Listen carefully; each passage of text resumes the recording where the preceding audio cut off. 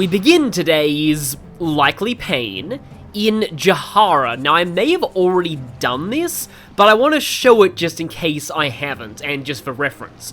So, the place we'll be going to is the post-game section of the Henna Mines, which is one of the hardest areas in the game, and it contains the final Esper, the 13th one.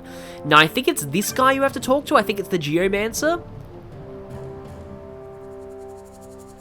Yeah, it's him.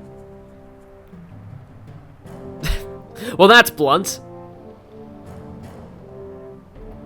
So, I've read conflicting sources. Some sources say that you have to have 10 Espers to unlock this, and others say that you have to have 8 Espers. In either case, it's not all 12 other Espers, as I originally assumed.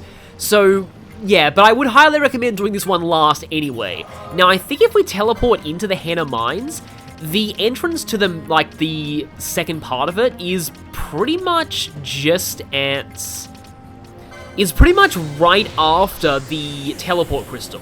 Now, if you're playing the original PS2 version, there are no save points after this one in the entire Henna Mine, so that is very much a thing.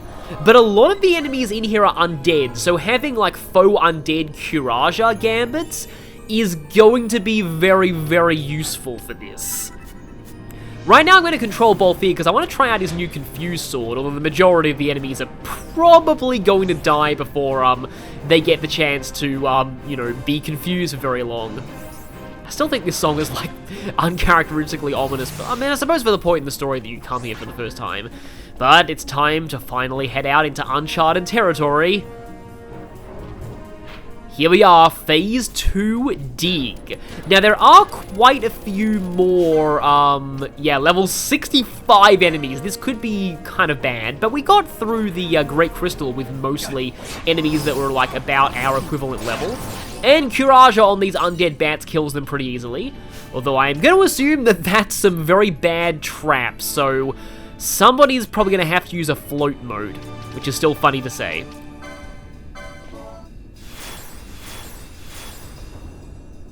You might notice that some of the enemies are flying in and out of the walls on the map, and that is because, a lot of passageways in here are not marked on the map. There is a candle that you can obtain of this area, but no, like, actual map. Also, there are some randomly spawning treasure chests in here that contain some very valuable items, so I would definitely recommend tracking down a map online that shows where all of those are, which I've done. Oh, dueling mask, that's cool. I think that's a 100% drop. It is like one of the best pieces of light armor in the game, I think, but at the same time, I kind of wish that it bestowed guaranteed bravery. In fact, I always thought it did that, but I guess that's a different item called the Brave Suit. Also, Ash, please save Fran's life. Yeah, Fran is, unfortunately, Red Battle Mage is kind of a crutch class. I did pretty much the best thing I could with Fran, which was to combine, well, the best thing I could with Red Battle Mage was to combine it with, oh wow, I don't think I've seen that type of dragon before, but which was to combine it with Archer to have access to the Burning Bow Ardor combo, which is a pretty solid combo of abilities. But, yeah, Abystial Gizamaluk. Okay. Well, should I be... Well, I guess we'll see. Well, it got confused at least. And Kuraja healed it, so it's not undead. However, that's pretty powerful.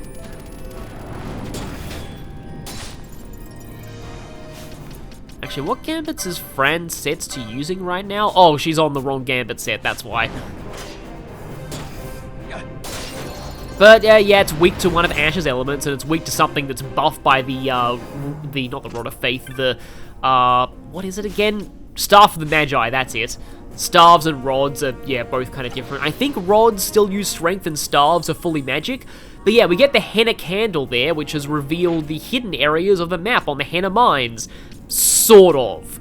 Yeah, there's a lot of missing parts of these maps, and that's because there's a lot of hidden passageways. So in this first area, let me just quickly get the map up so I can see. Okay then. It's actually pretty much on the beaten path, but I believe this one is, actually I'm not entirely sure which one this is. I know that one of them is a ribbon, potentially. Actually, no, I think this one is the, Nihopalar. The, when I say it with my accent, it sounds like I'm skipping syllables. I just realized while I was editing one of the earlier videos, but, I am trying to say it the right way. But yeah, the opposite day accessory. It's an easy way to get it. The chest has a 25% chance to spawn instead of a 5% chance to spawn. But I already have one, so I probably won't be going for this one. Because, like, from what a lot of sources say, you only ever need one. I'm also assuming these things are immune to confusion because, yeah. In that case, I really wanted to show off this thing more, but if they're immune to confusion, I may as well use Excalibur on them. Since, you know, I'm gonna go out on a limb and say they're weak to Holy if they're undead. That tends to be the case for the majority of enemies. Okay, here comes Ardor and here comes Kuraja. They're all, re-dead, I guess. I wonder who came up with that term, re-dead. It's like a play on undead.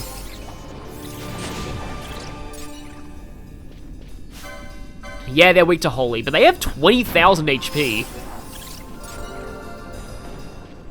Which is very dangerous. Also, everyone's lagging behind. I don't really like that. So coming up soon should be the chest that has a 25% chance of spawning. So it would be like about here, and I don't think it's here. So I'm guessing I did not get it to spawn. Actually, no, it's a little earlier up in the corridor. But either way, I don't really need it. Oh, somebody's gonna step on that, aren't they? Yep, oh well, it's just a fusillade trap. Probably fine. Alright, so that thing I picked up, I think is the best hand bomb in the game. Yeah, it is, but I don't like hand bombs because they do random damage. Yeah, I don't really trust random damage for a multitude of reasons, which I've probably gone into before. Yeah, see, if Ash just stays back and doesn't get hit by Crushing Fangs, then, yeah, these things go down pretty easily. Okay, what's this? Eroga mode, okay. And here, yeah, the hidden passage in here, and I don't think there are any other major chests that I need to get. Okay, so far those things aren't dying to like one hit, and Ash has faith, so... yeah, it's not like I'm missing out on damage there. Okay, so into the next section. We're now in Crossover C. So here we have another chest that would be 25% chance of spawning, but it's just a bubble belt, and I have enough of those to cover a full party of 3, so I'm probably okay with not getting this one. That thing is gonna die very soon. Just to check if there's anything out. There is something back here. Gravity mode. So yeah, something that I've noticed about, like, I've always just had trouble, like, lately getting, like, you know, interact triggers to work. But really, oh, hi, yeah, these things. But really, the only, problem is that I'm not, what I should be doing is I should be standing still for a few seconds, because that's when the trigger actually pops up, is you just have to wait for, like, the exclamation mark, like, to turn into a double exclamation mark, which, again, just requires you to stand still for a couple of seconds. That there is not a mimic, I think, so yeah. And, now... there is an area where I think there's actually a shortcut that leads back to the, like, safer areas of the mines. But there is also a pithead junction that you need to go through to activate a switch as well, and, Phantasmal Gaze Plan. Now, I can say that with people finally knowing what I'm referencing. Well, if you've watched Trails in the Sky the Third, that is. But yeah, there's something there. The pithead junction in here is also a place where people often grind. At my level, it's probably the best grinding spot available. Because it's basically just, but like, there's no way to, because they're immune to break, there's no way to endlessly respawn the enemies that appear in there. But if you go back 2 areas, you can easily just, like, reset them and then trigger the whole swarm of them again. And they're all a bunch of Abyss Steels. Also, that's a guaranteed Germanus Boots chest, I believe. They're all a bunch of Abyss Steels, and if you have, like, Nobody stepped on the trap, that's surprising. If you have, like, faux undead Curaja gambits, then you can quite easily just take them all out. Is this a... Advisory the Third. All mana activities to cease until further notice, the area having exhibited evidence of unstable soil and perilously dense mist. Mining activities to resume pending findings of the official inquiry already underway. Yeah, pretty sure that's a lost cause at this point, given what's actually in here. Now, I think I probably need to press this. And this should summon a bunch of bats. Yeah, there we go. So, a Curaja should hit everything here.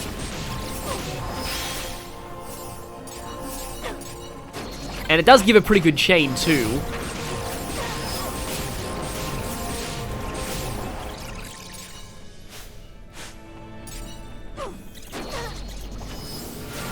Yeah, there are a lot of them, though. But, like, as you can see, if you have access to, like, good, Curaja casting gambits, they stop eventually, and if you go back, like, here's more of them. They do stop eventually, but if you go back a couple of rooms, you can reset this swarm of them, and then just keep... Yeah, they give way more experience than those skeletons in the Deadlands, so this is probably my... If I'm gonna grind for the super bosses, this is probably my best chance to do it.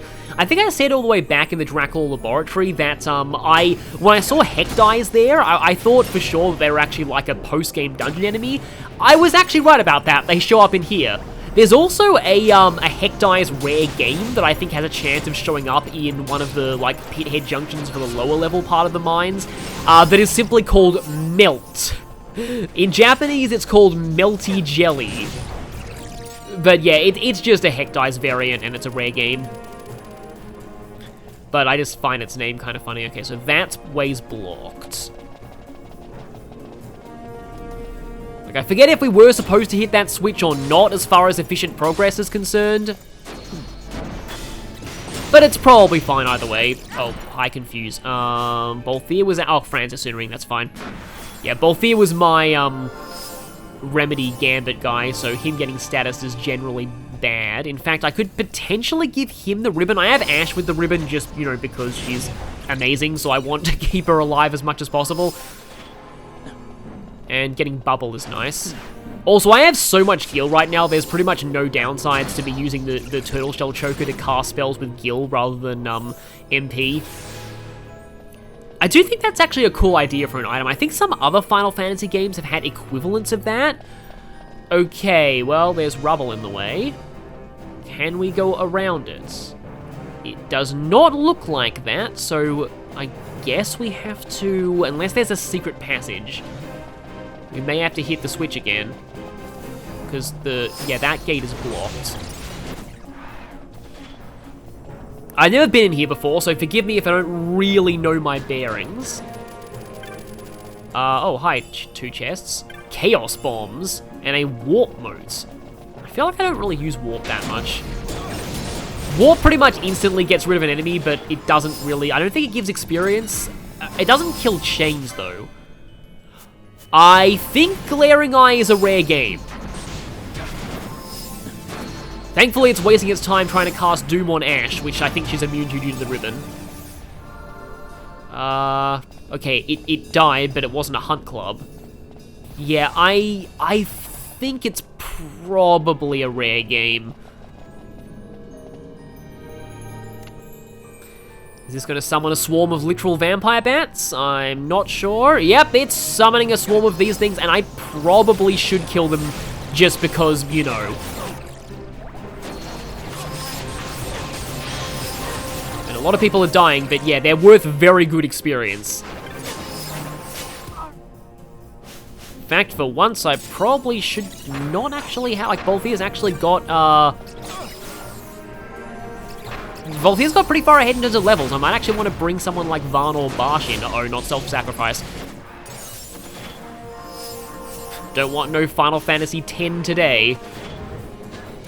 Even though I do really like that game. I'm not knocking it at all. I'm just saying because, you know, FF10 is kind of all about that sort of thing. Yeah, I still really, really want Ash here.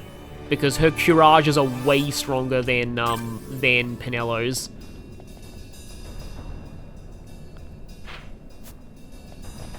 Okay, so hopefully we should be able to get through here.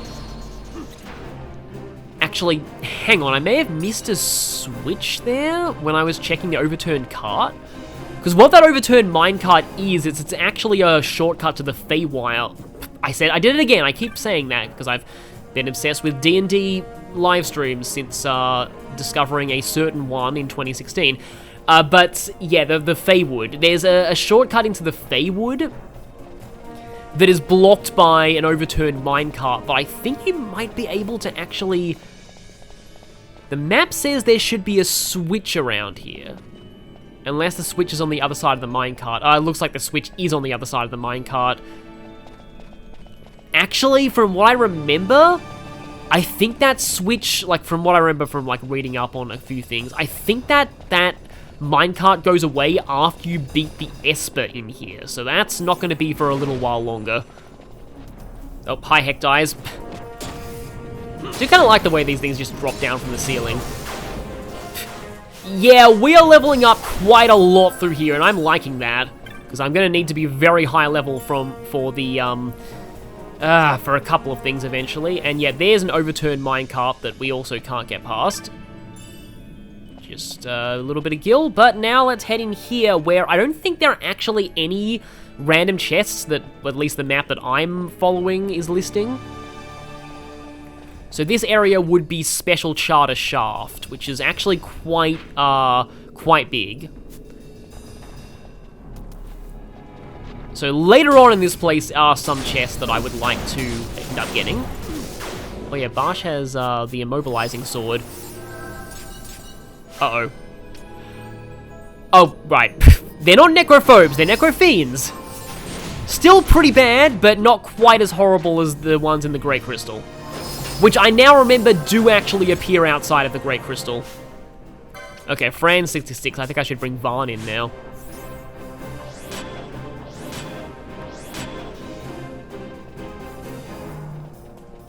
No, I don't mean outside of the Great Crystal. I mean like in the story required part of the Great Crystal, the one that doesn't completely black out your TV. Yeah, I don't know why. I feel like it should have got lighter as you approached Ultima, not darker. Although, I mean, I guess technically speaking, Ultima is... I didn't get to actually talk about this earlier because the battle went by pretty quickly, but if you look at her lore in like the bestiary, Ultima is basically a gender flip Lucifer. Ultima's actually pretty important to the Ivalice mythology in general, but to go into fully why would be spoilers for another Ivalice game, so I'm not gonna talk about that here. I will say it pertains to a game that I would really, really like to play someday. But a lot of the avenues I have to play it are actually kind of weird. It's arbitrarily not available on certain online stores that I have access to. Let's just go ahead and Courage ourselves before heading any further forward. I think Hecdies just kind of means like 100 eyes. Oh, Mithril Bubbles is always a pain because it does that. And more of these things. I wonder if I should take... I probably should take Excalibur off Balthier. And put it on Barsh just because of the Holy damage. Holy really is practically an Infinity +1 element in this game, since, like, a lot of dangerous enemies are weak to it. And I definitely need... I'm just going to use Cura. I think this will probably heal about, like... Yeah, it pretty much fully healed. Okay, so in here, we have... with an accent on it. I'm still not entirely sure, like, what the accent E is, like, supposed to imply for Pokemon's pronunciation. Oh, they're teleporting ghost enemies, my favorite type of enemy, and that happens. Because, yeah, that is a thing. Good thing I have way too many Phoenix Downs. It is a little annoying that instant death is the one ailment that, let me just quickly...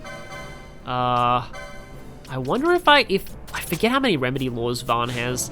But he can probably get rid of Confuse at least. Or, you know, just die.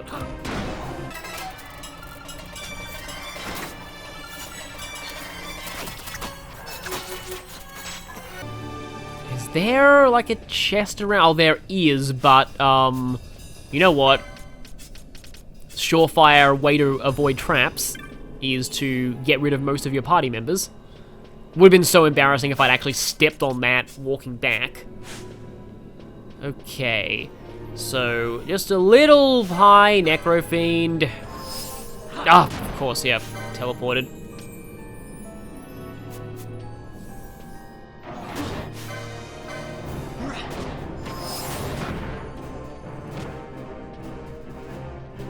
Is it still alive? Yeah, teleporting enemies really suck because, like, any attacks that, like, go off while they're in the middle of their teleporting animation are completely wasted. And this thing is also a teleporting enemy, so that's very fun. Okay, good, that's dead at least. There's still more of them, though. Oh, and, of course, you have to deal with these Necro Fiends just kind of spawning right on you. I'm very glad I left this area to last. If I tried to go in here any earlier, this would have probably been an insane train wreck. Blizzaga. Well, I'll take that over, like, instant death. Book of Organe Mir. Oh, stop is an annoying ailment. But at least she has the, ribbon, which should protect from that. Oh, yeah, I think Dimensional Rift is... Well, we just saw it there. It is instant death. Yeah, I think Dimensional Rift is probably instant death. Bang. Hi, Necrofiend. I was ready for you that time.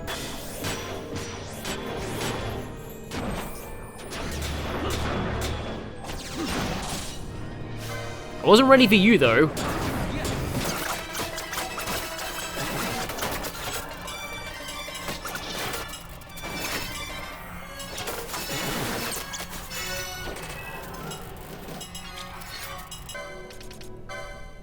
You know what?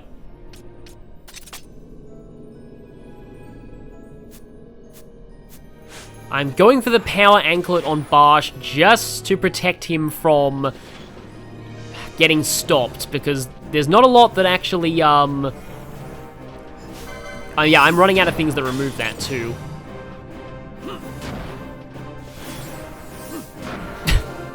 I just realized that Barsh just got confused and hit Ash, and she had the white mask, so it healed her. That's actually pretty amazing. So where's the thing that I'm looking? It's kind of like in the middle of one of these invisible sections. It's sort of like around here-ish. Yeah, I don't think it's spawned in this time. This is chest number 4 here, which would be the Addle technique, but it only has a 10% chance of spawning, so that's not great. I might end up, like, getting these later. Going through and clearing out every enemy in this area in general is something that I'll probably need to do if I want to do something, let's just say. Which is going to be kind of an interesting experiment if I do actually try and do this. Looks like there's like an Adamantoise type enemy over there. Again, less friends means less chances of running into traps. Okay, 2 chests there.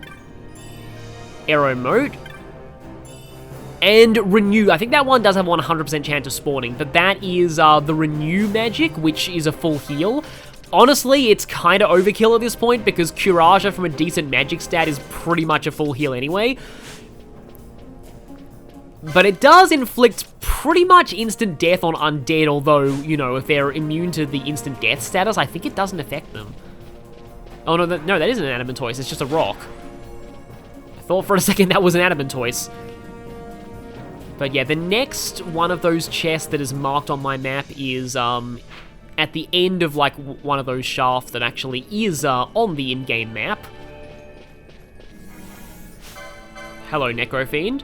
Well, having both Ash and Penelo, I would say makes it easier, but not when they both, when they both get their Curages in when the undead is teleporting, because that is a thing that happens quite often. Yeah, I'm gonna wait for them both to catch up here, because I'm gonna need both of them. You there, how would you like to be double Curaged? Apparently, he does not like it very much because he casts Doom. I remember when Doom was actually there, like, they confused, well, not confused, they basically changed death to Doom because you couldn't say death in Nintendo censorship at the time, and then they changed Doom to Countdown. But unfortunately smacked Penelo right before the Asuna got through. And I'm going to have to bring Balthier in because he's the only one with the remedy laws to actually cure Doom. So at the bottom here should be where another one of the random chests spawns, and by process of elimination this should be... yeah, this one is the ribbon, but it only has a 15% chance of spawning. So you'll have to ask yourself whether 2 ribbons is worth it. I'll probably go for these eventually. I just want to, again, just really clear out this area.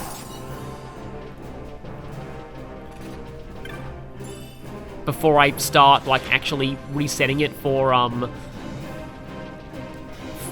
items. Because we are very soon approaching the lair of that Esper.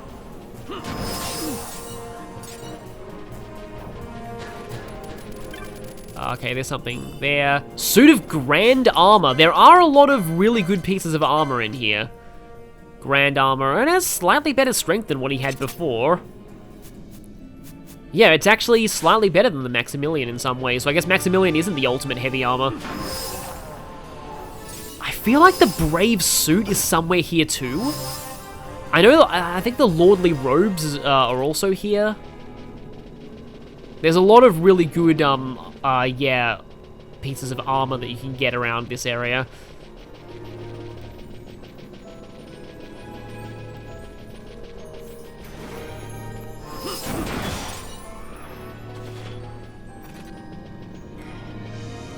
And up here is going to lead to where the Esper is.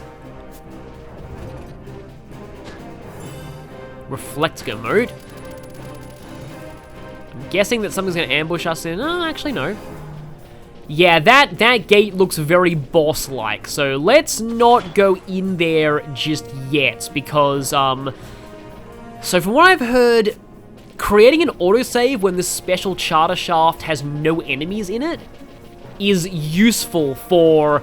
I'll just say this here. So, the boss here, Zodiark, has a 6% steal for the Great Trango, which is pretty much the best sword in the game.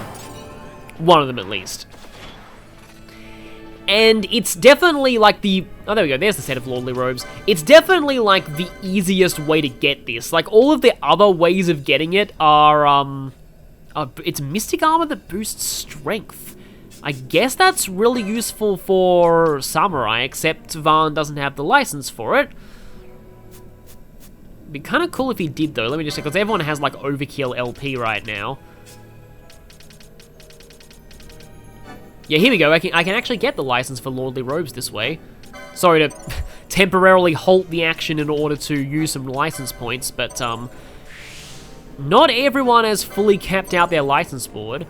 Also, by the way, the Rustler, Sky Pirate's Den achievement, in the PS2 version, that was for completely filling out the license board. In this version, it's just for, like, accumulating a certain total of LP.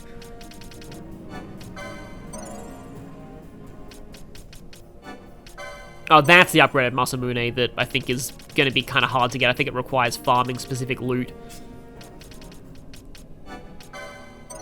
And the Blood Sword is the slightly weaker version of the Carcassa, which inflicts guaranteed sap instead of confusion, which in some circumstances might be more useful, but I think a lot more enemies are immune to sap than immune to confusion.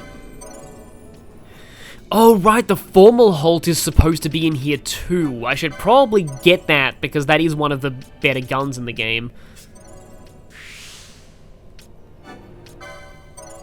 Huh, Fran can get the Grand Armor through having that Esper that she does.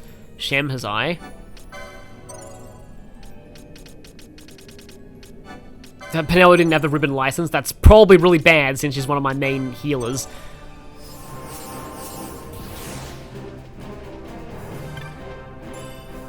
Reflector Moat. No, I don't think that was one of the special ones. Okay, Oh, I was still unarmed on Varn. Yeah, that was kind of dumb. Where's Masamune? There it is. So Varn has Thief's Cuffs, he has a Gambit ready to steal from things. And with this, I'm going to try and zone in and out and see if I can make an autosave while this shaft has very minimal enemies in it. And from here, the next step is to run to the boss and steal from it repeatedly. So I will preemptively end this part now, and next time we'll be facing the final Esper after attempting to steal the 6% Great Trango, so let's hope that goes well. See you all then.